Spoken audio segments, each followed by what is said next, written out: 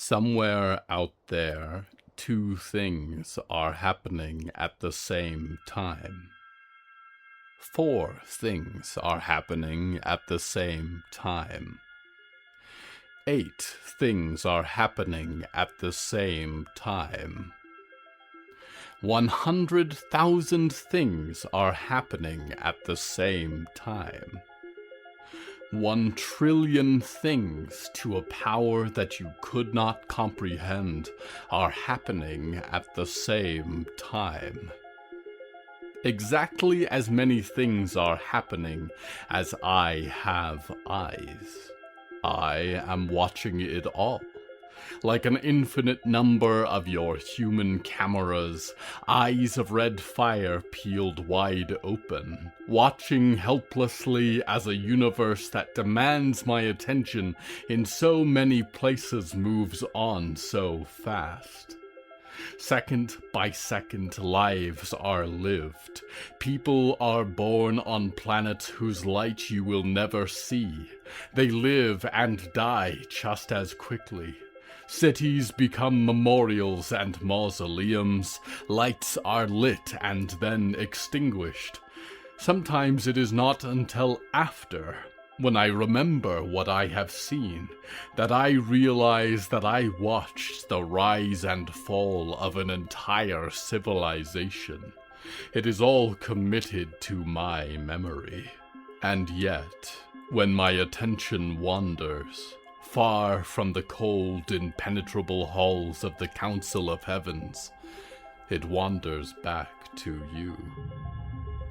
Back to your earth, small and blue, hanging on a thread of sunlight. Back to your ocean, where the blood of my beloved is slowly transforming you from the creature you were into something new. Back to the sky, whose clouds inhale the poisoned moisture rising and exhale black rains across your lands, running down into rivers of ink back into the sea. Back to a forest where life and death meet. It is past noon now, and this autumn day is half gone. And yet, with so much to happen before nightfall, a dozen heartbeats racing, and 100 hands preparing, and 1,000 eyes watching, and there is a caterpillar. Or it was a caterpillar.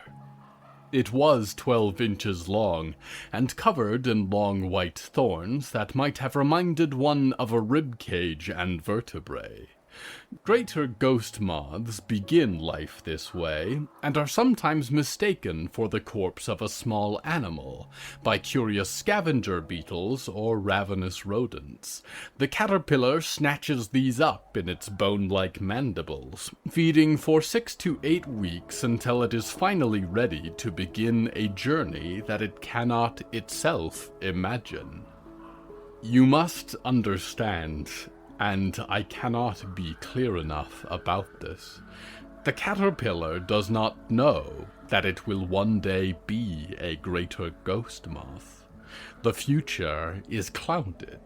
It acts only on its impulse to survive in the present, and is surprised, yet feels it was always deeply inevitable that its transformation begins. It crawls up to a crooked branch high in the black pines, to a barren spot where the needles will not harm it, and there, hidden among the pine cones, the caterpillar begins to weave. Delicate strands of silk pour from its mouth as it fashions its own funeral shroud, carefully twisting until it is entirely concealed. And then, within the cocoon, it begins to change. Its bony little body liquefies. It feels like it is dying. It does not, even now, understand what it is going to become. It only knows that the change is tearing it apart. Diggory Graves lays eyes on Scout City with relief. The great tree is still standing, at least. That is a start. As they and Percy and Ratty and Clara Martin and the Ghost Hound speed through the sky back towards it, all they can think of is endings. That tonight they will join a fight against the quartet. They will shed more blood, bathe their hands in it like they did Shank. Some of the lives of Scout City's own children they will be asked to cut short, and Scout City's people will move on, leaving behind this era of horror, or so everyone seems to think. Do they really trust that? That the very same beliefs that drove Solomon Reed yesterday and the quartet today will not drive someone else tomorrow? Will the bloodshed ever really end for long? Or will it continue year after year, decade after decade, until humanity's slippery decline into extinction is completed? It was stupid to believe that destroying the heart would change anything, they think. Of course Irene did not fashion them to save the world, only to save herself from the death of her frail body. What would she have done, they wonder, if she still occupied their empty eye socket? Where would Diggory Graves be now? Percy Reed is invisible, or as much as he can be. It is difficult to completely hide from Diggory. They have always been able to see him so clearly, and yet somehow also never see him at all. They can't see that all he has ever wanted from them is to stop throwing their life away for 1 second, to stop throwing other people away, the people they should have cared about most. What a tempting lie it is to believe that you are special. But the truth is, most people are hurt, and hurt a lot, and spend their lives hurting until they die. And if they're particularly unlucky, they keep on hurting after that. No one has a grand destiny. It's just about receiving the hurt and choosing where to direct it, where to channel that fire inside you until you burn out. Ratty understands this, and that is why she clings so closely to him as they hover, like two birds of prey, behind Diggory and Clara on the broomstick, making their arrival to the city. Ratty has been quiet since Percy's fight with Diggory in the clearing. It is difficult to watch your partner argue with someone they love. Not as difficult as dying, of course, or kicking ass while not having a physical body at all, but close. She wonders when it will be time to go back to Toronto. After the quartet are gone, probably.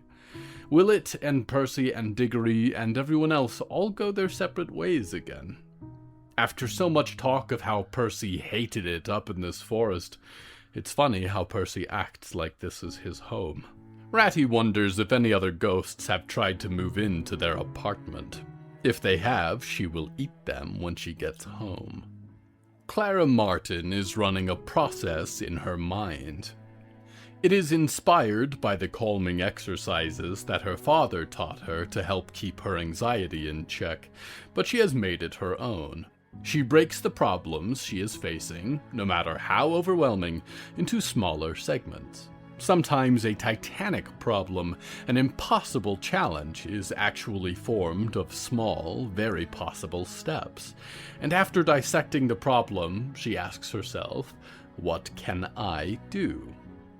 In this case, though, her problems are that the quartet killed Riot's sister, and that Riot is going to throw herself into their jaws tonight, and that the quartet are a group of murderers who love traps and snares and tampering with volatile old magic.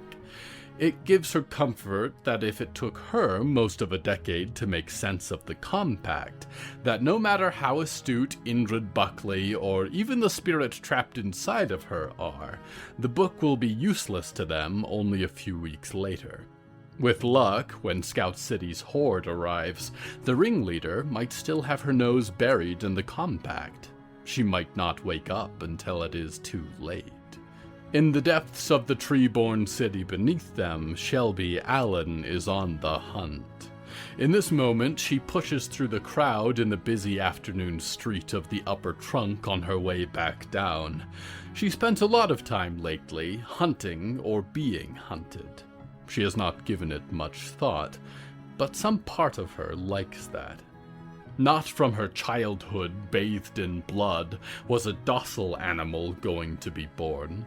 From the day she protected Mulder while Shank, the spirit of death, passed over them and took her parents, to the day that she sliced off her own hand to come to Clementine's aid, to the day only a few weeks ago that she faced the quartet head on, the hunt is still afoot.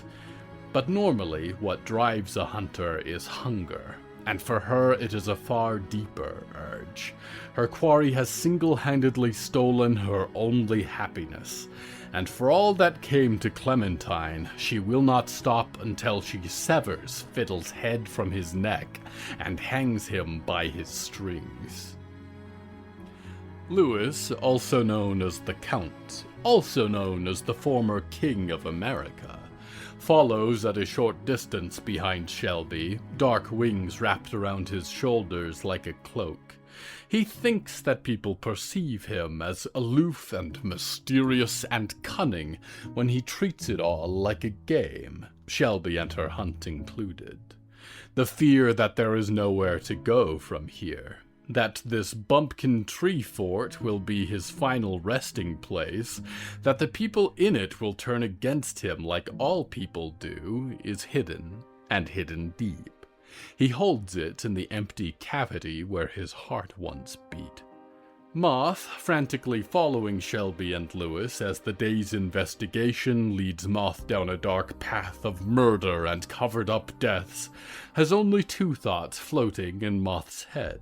That Moth really hopes that nothing bad happens after all, and that they should all go somewhere soon where Rhea can drive without inhibitions.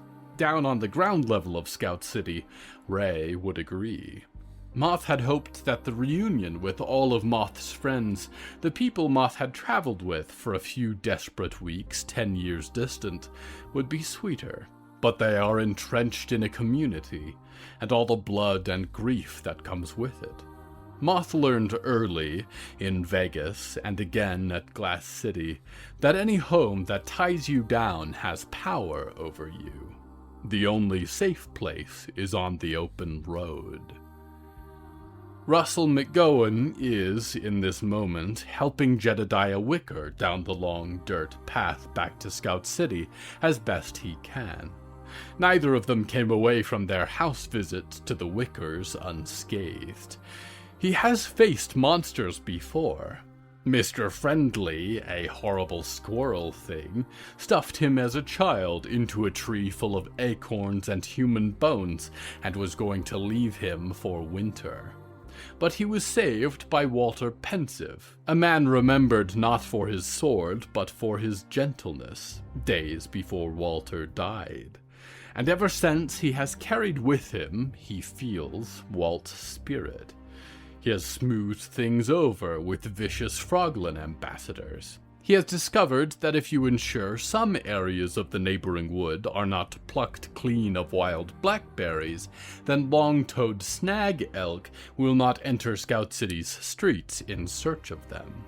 He has found a two-headed bird that flew into a window, nursed it back to health for both peeping heads, and released it back into the wild. But he has also killed 4-foot-long Barkbeetles by the hundreds during the summer that they invaded Scout City, killed frenzied wolf maws in the depths of the harsh winter, killed Scout City's citizens, by accident, but nonetheless, by letting Shank live so long. And now, as he helps Jedediah away from the house where Shank the Pigman has become a ravenous plague, turned the Wicker children into unrecognizable, awful forms, he has to wonder, how many more will he have to kill today? Jedediah Wicker weeps uncontrollably as he follows Russell. He has lost his mother, brothers, sisters. It came on suddenly, and yet he knew it was coming, inevitably, for the past weeks of their transfiguration. Their faces slowly changing, their inner violence boiling out. Why did he seek out Russell, of all people? Maybe because he wanted a witness. That there was nothing he could do. That it was not his fault. Because he knows that Russell is a stupid, weak Scout City goody two-shoes, and that just maybe, if there had been some way to save them, only Russell would have taken the time to find it.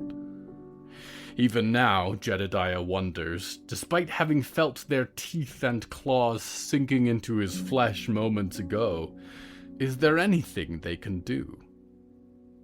He thinks of Jacob Wicker's gun, and all the sickly family dogs they've ever had to put down. He thinks of Johanna, out there somewhere, lost in the woods like she always was, waiting to be found. She might be all he has left now. She was not at the family dinner when the Wickers ate of Shank's flesh and drank in remembrance of him. He thinks of an angel he once dreamt of, in a fox's hollow, and a beautiful person he thought he might have been. Shank watches them go, licking his lips in body and body and body. He is only 2 weeks old, but the flesh remembers something of what came before. The sun shines down beautifully.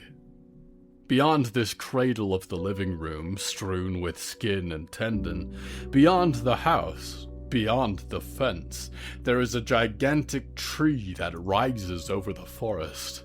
He presses several faces against the window pane.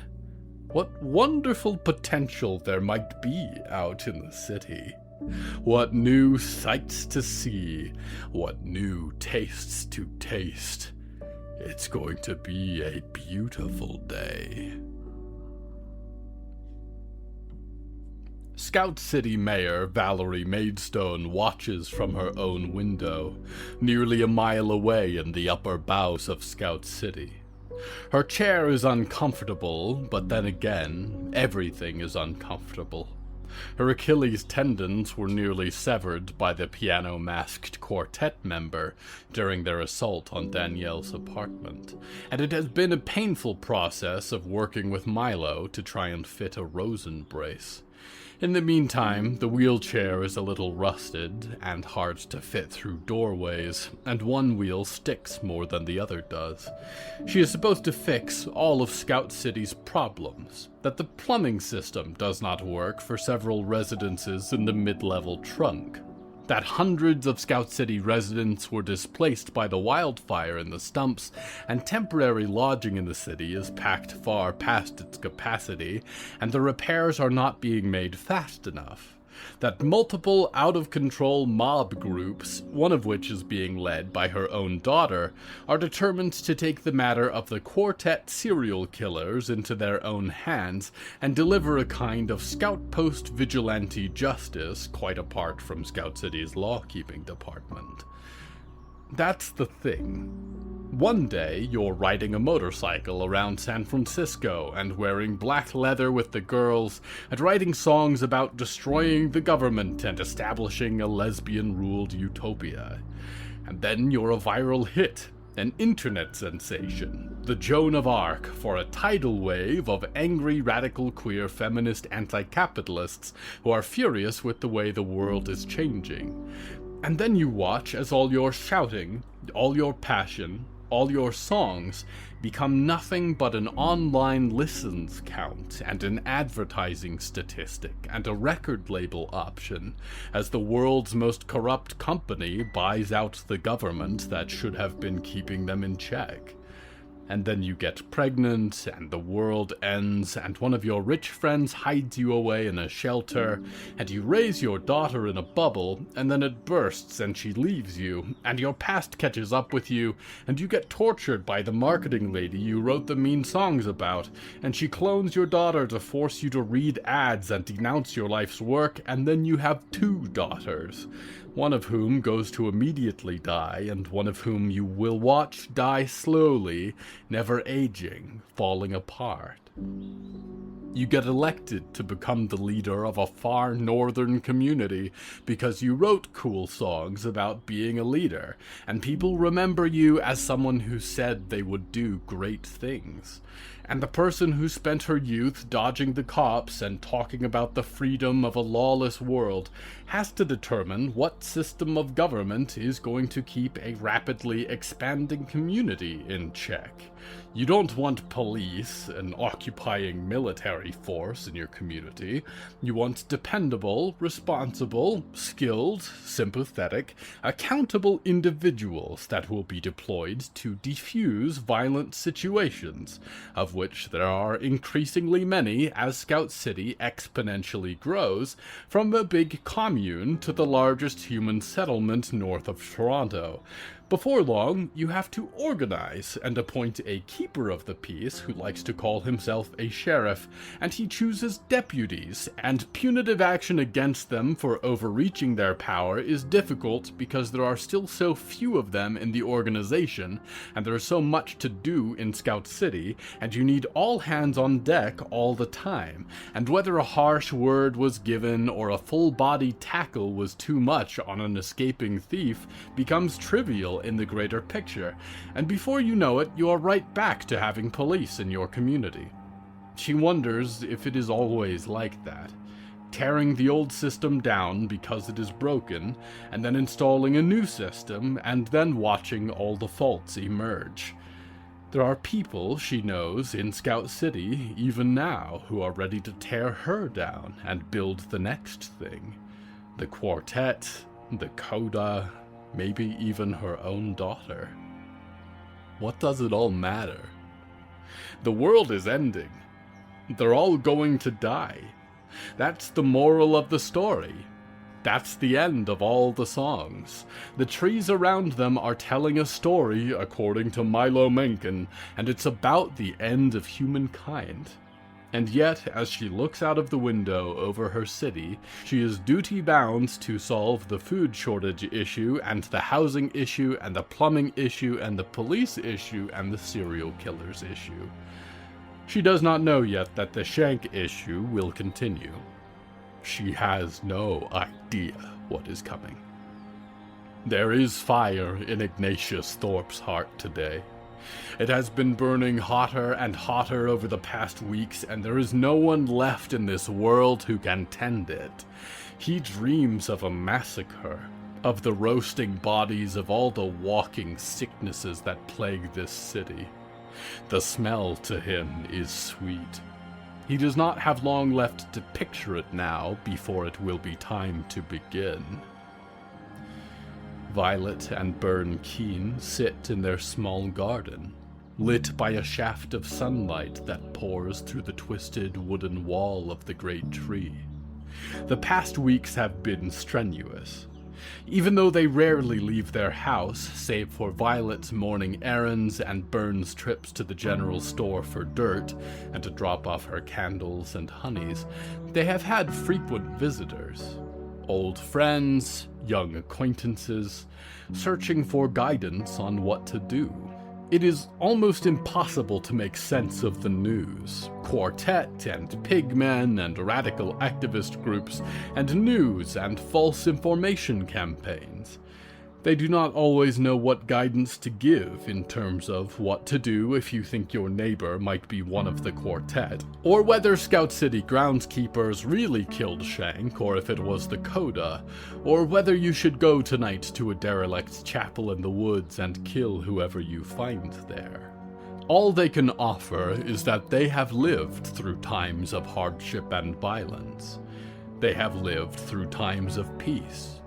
You are never in either one for long, but love, for a person, for your neighbors, for your community, will carry you from one era to the next. And in the peace, or the violence, you must hold fast to it, and let it guide you to raise your hand and kill, or to stay your hand and listen. At the far end of their garden, a single box of bees, fixed to the outside wall of the city near the window to the outside air, hums with life. Vincent Lauren and Raj Greenstreet stand in the projector room of the movie theater that has overtaken Chateau Greenstreet. One wing of the house is a cinema now, and in the flickering dark on the level below them, almost every chair is packed for a noon showing. It is a rare find, a Japanese film with subtitles about a man who discovers he is dying, and goes from office to office seeking help before he finds that the world cannot help him, and in his final days he searches for meaning. Vincent watches with a tear in his still human eye.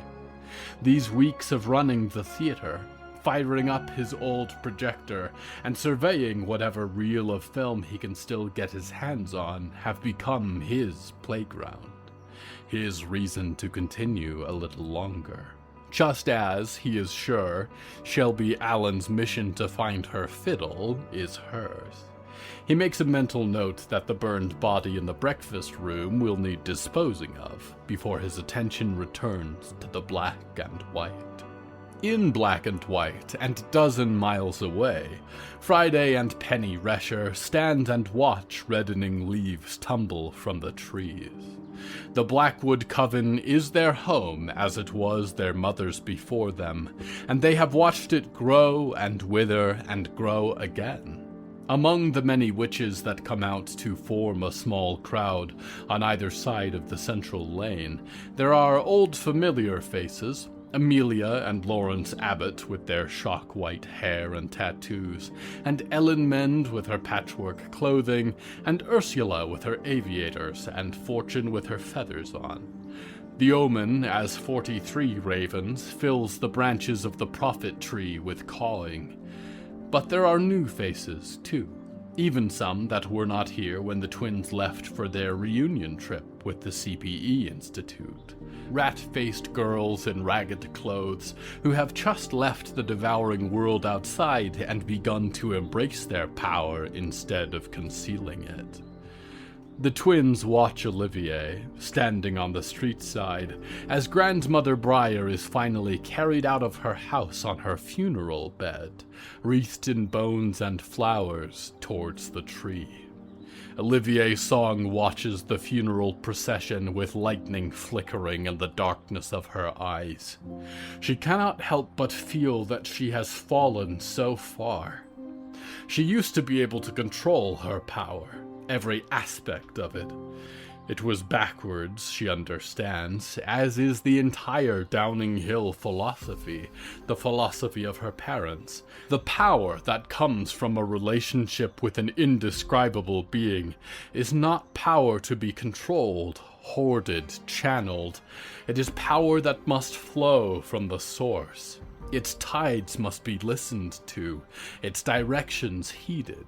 And in freeing herself to listen, to be moved by it, to cease when it ceases and go when it goes, she has given all she learned at Downing Hill away.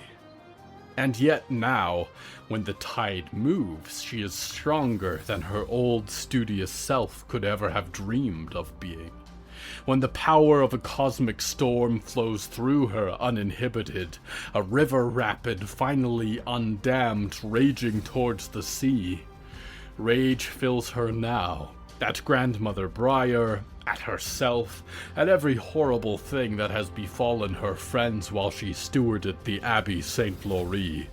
That rage is quiet in her eyes. But she knows that the wind carrying the autumn leaves out of the trees is hers also. A snowflake catches her eye, drifting. It is too early for snow in August.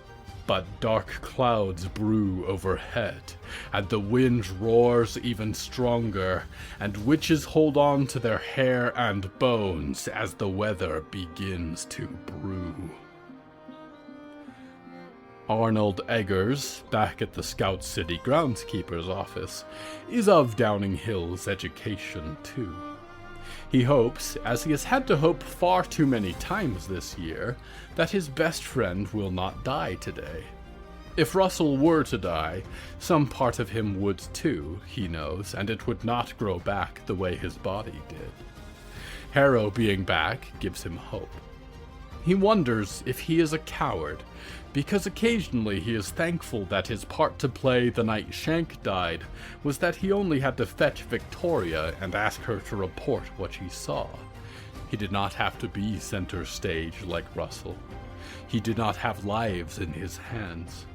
Maybe that is the responsibility he has signed up for in becoming a groundskeeper, and he wonders how anyone could possibly be ready for that. Harrow Blackletter is afraid, and always has been afraid. But now Z goes to stand beside Zir Mother in the back of the Scout City groundskeeper's office. Director Blackletter is half herself and half a gigantic porcelain centipede, and Harrow is wondering now from where the shadow in both of them stems. Harrow tells her simply that Z will not be gone long, and not to worry. Riot Maidstone watches this, and Arnold staring at a wall, and packs her bag with all the things she thinks she will need for war.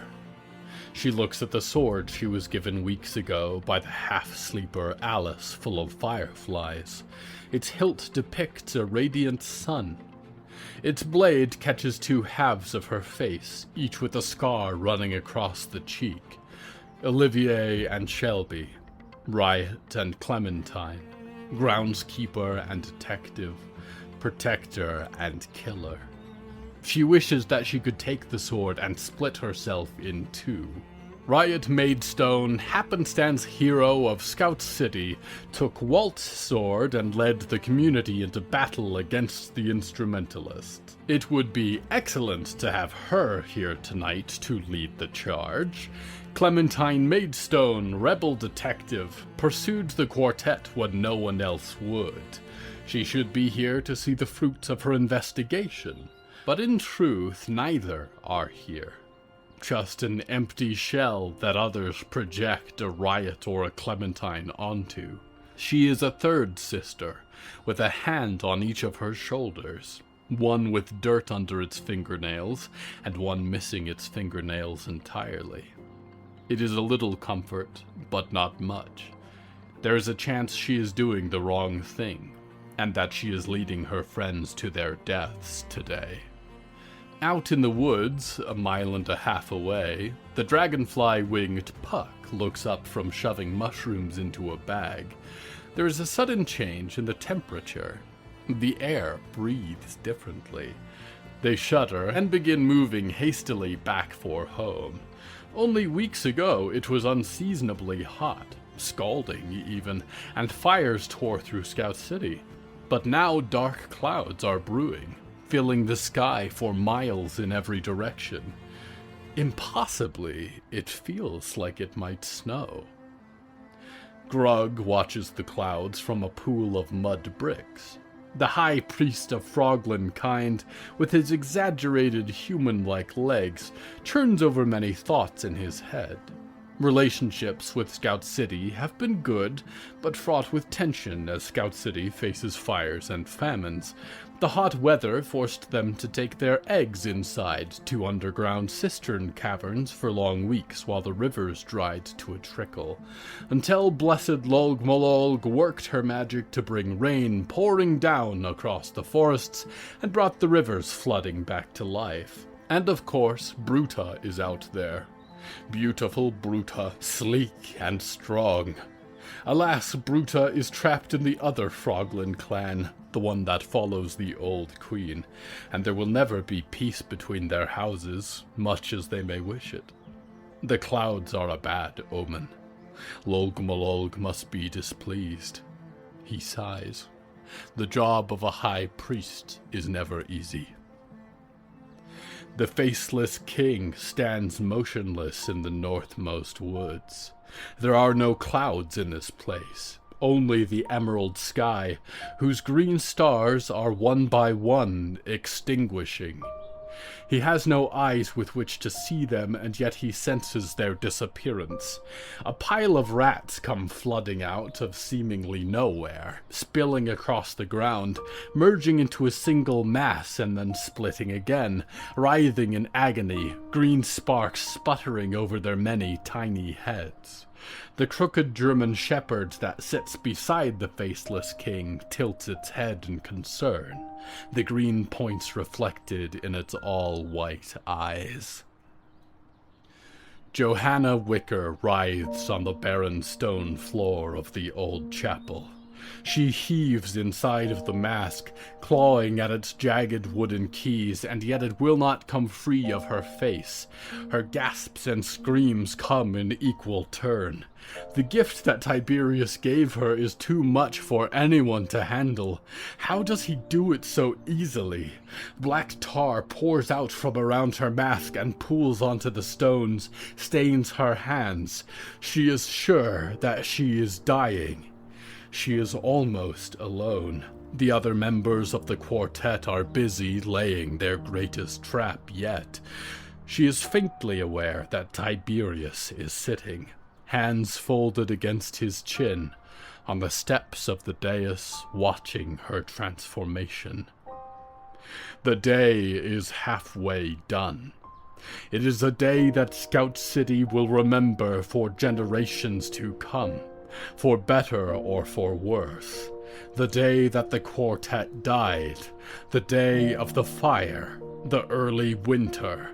A day that would test Scout City's soul and determine its direction in the age to come. A day that, looking back, mattered so much to the future.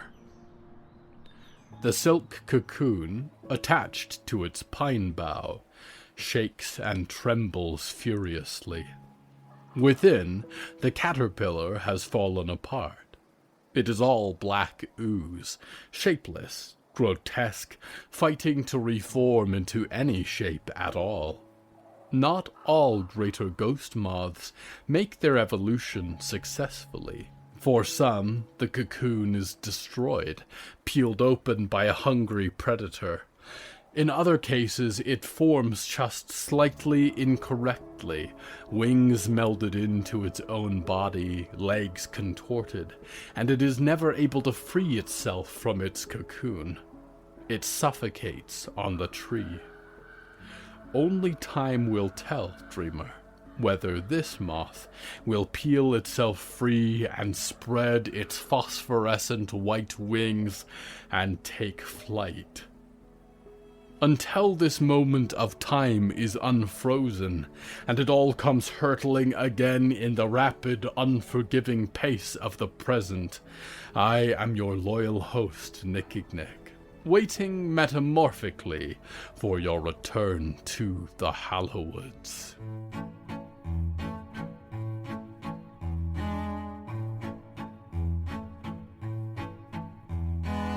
Hello from the Hallowoods is written and produced by William A. Wellman. Hello, that's me. If you enjoyed this show, please don't forget to follow it and share it with a friend.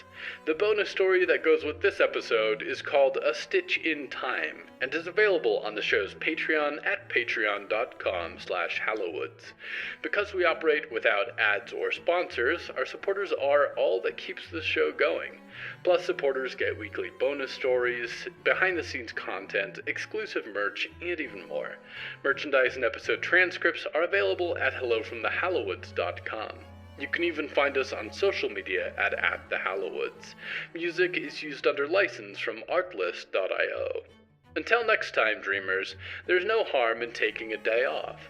Stay in bed all day. Become one with your bedsheets.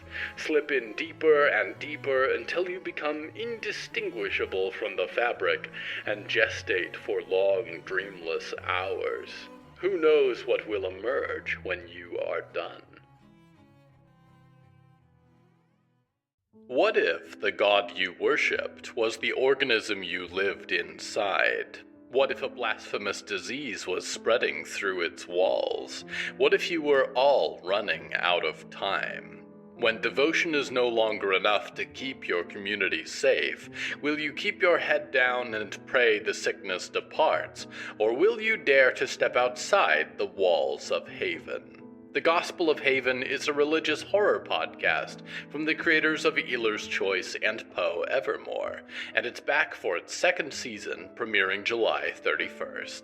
Find it anywhere you listen to podcasts or at daisymcnamara.com/#Gospel of Haven.